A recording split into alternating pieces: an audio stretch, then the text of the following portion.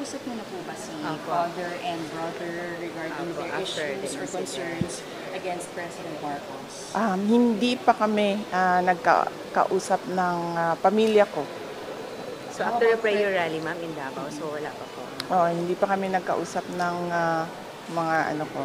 How about si kapatid ko. President Marcos, ma'am? Did he ask you about the sentiments of some of your family members? Wala. Hindi naman nagtanong sa akin na si Pangulong Marcos about sa mga sinabi ng aking kapatid at ng aking tatay.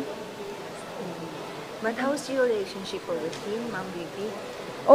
We have no problem with each other. President Bongbong Marcos and I are doing good. We are okay in terms of our relationship, both personal and working relationship. I'm sorry for asking, what about the First Lady, ma'am? Kasi nung recent yung departure, parang marami nakapansin, ma'am, na parang may dadmahan daw sa house relationship with the First Lady. Yes, opo. I have no comment as of this time.